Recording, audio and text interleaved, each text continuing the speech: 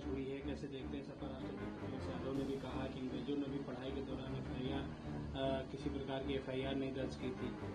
देखिए, सामंतवादी दौर में जो गरीब तबके हुए करते थे, दलित, पिछड़े, आदिवासी महिलाएं, उनको पढ़ने की इजाजत नहीं थी।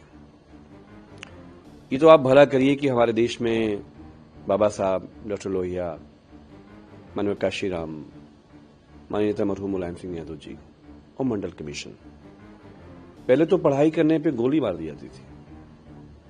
जब ये जो जनरेशन है, जो पीजीए की जनरेशन है, 70, 80, 90 में हत्याएं होती थी, क्योंकि वो सामंतवादी नहीं चाहते थे कि पीजीए बराबरी करे।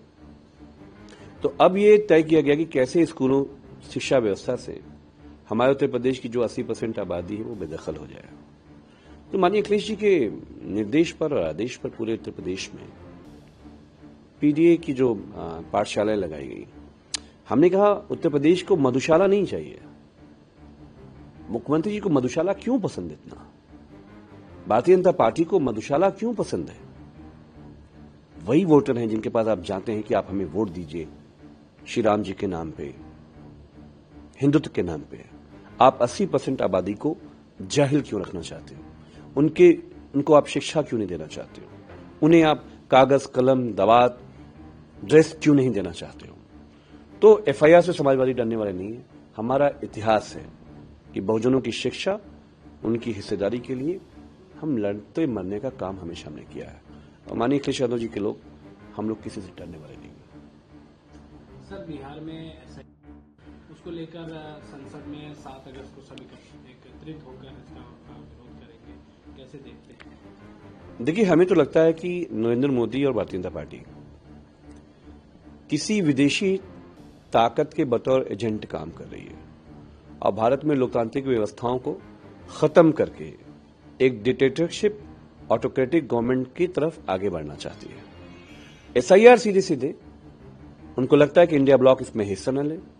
उनको लगता है कि जो इंडिया ब्लॉक के वीकर सेक्शन के जो वोटर्स हैं, जब आप 1 करोड़ के आसपास वोटर्स, 60 लाख तो आप काट चुके हैं। आप हमें बताइए कि जो भारतीय जनता पार्टी के लोकसभा एमपी उन वोटर्स से जीते हैं, क्या उनकी लोकसभा की सदस्यता खत्म होगी? तो माननीय अखिलेश यादव जी ने, समाजवादियों ने, हमने बहुत ही साफ पार्लियामेंट में के अंदर, आदरणीय धर्मेंद्र जी ने बहुत साफ लोकसभा के अंदर, हमारी पूरी पार्टी ने इस बात को कह दिया कि हम एसआईआर के कंप्लीट खिलाफ हैं और इलेक्शन कमीशन को अपनी हैसियत में रहना पड़ेगा। क्योंकि अगर वोटर नहीं होगा तो इलेक्शन कमीशन के रहने की जरूरत क्या है? अगर लोकतंत्र नहीं होगा तो इलेक्शन कमीशन के रहने की जरूरत क्या है?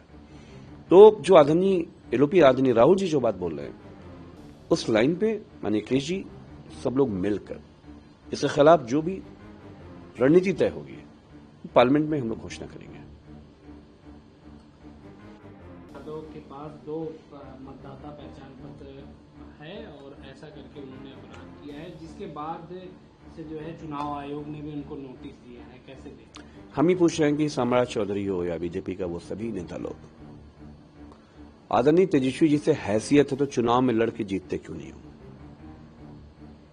क्योंकि पूरे बिहार में मोस्ट बैकवर्ड, महादलित, दलित, बैकवर्ड, उसको मालूम हो गया कि नरेंद्र मोदी और नीतीश जी का जो राज है, नीतीश जी की पार्टी तो खत्म हो चुकी है। इस चुनाव के बाद उस पार्टी का अस्तित्व नहीं बचेगा। खुद नीतीश जी इसका भुगतान उनको देखने को मिलेगा। इसलिए भारतीय जनता पार्टी ने एक रास्ता निकाला और वो बहुत बड़े बड़े लोगों के नाम है जो उसमें सूची में शामिल नहीं है। बात तो अभी आदरणीय तेजस्वी जी की हो रही है। तो सवाल हम बीजेपी से यही करना चाहते हैं कि तुम तेजस्वी जी के सामने आके क्यों नहीं लड़ते हो? क्यों तुम्हारे डीएनए में कायरता है, तुम पीछे से वार करोगे? आजादी की लड़ाई में भी पीछे से वार कर रहे थे मुखबिरी करके, और आज जब आदरणीय तेजस्वी जी ने समाजवादी इनकलाब का नारा बुलंद करते हुए पूरे इंडिया ब्लॉक को लेकर बराबरी में इस संविधान विरोधी सरकार के खिलाफ खड़े हुए हैं, तो आपने तय किया कि 1 करोड़ के आसपास वोट काट दिया जाए। सामने आकर लड़िए, कायर मत बनिए।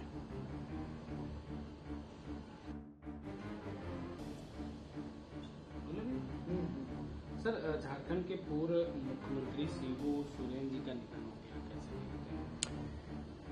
देखिए, मरहूम शिबू सोरेन साहब, सबसे पहले तो समाजवादी पार्टी तहे दिल से श्रद्धांजलि अर्पित करती है।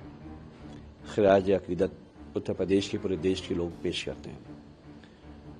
उनकी जिंदगी भारत के लिए, भारत के लोगों के लिए और विशेषकर झारखंड के लोगों के लिए, चाहे वो राज्य के बनने का आंदोलन रहा हो, चाहे वो बिहार से लेकर झारखंड तक हमारे इस पूरे देश में आदिवासी समाज की जुबान रही हो।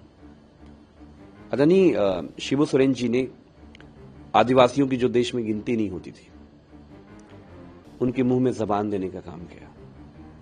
एंड वो सभी जो आदिवासियों के हक और अधिकार थे, जल जंगल जमीन के, उन अधिकार को देने का काम किया। मुझे लगता है कि उनका जाना ऐसे समय पे जब हेमंत सोरेन जी, उनका पूरा परिवार इस देश में एक फैशिस्ट मनुवादी ताकत से लड़ रहे हैं, ये सिर्फ हेमंत सोरेन जी के लिए क्षति नहीं है, ये पूरे देश में समाजवादियों के लिए, बहुजन समाज के लिए एक बहुत बड़ी क्षति है। और हम इतना कह सकते हैं कि हम उनके जो सपनों का भारत था, उनको बनाने में समाजवादी पार्टी, समाजवादी आंदोलन,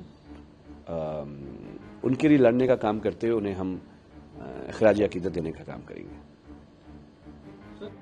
असम के मुख्यमंत्री हैं हेमंत बिस्वा शर्मा, वो आरोप लगा रहे हैं कि राहुल गांधी देशद्रोही हैं, केवल बांग्लादेश और पाकिस्तान के मुसलमानों का ही समर्थन करते हैं। देखिए, हेमंत सोरेन जो है मुख्यमंत्री हेमंत बिस्वा शर्मा कहते हैं कि राहुल गांधी देशद्रोही हैं और केवल ये बांग्लादेश और पाकिस्तान के मुसलमानों का समर्थन करते हैं, ऐसा उनका आरोप। देखिए, हेमंत बिस्वा शर्मा, बहुत सारे लोग सोशल मीडिया पे ट्रोलर होते हैं, लेकिन मुख्यमंत्री भाजपा में भी ट्रोलर मुख्यमंत्री होते हैं। ये हेमंत बिस्वा को देखने से पता चलता है।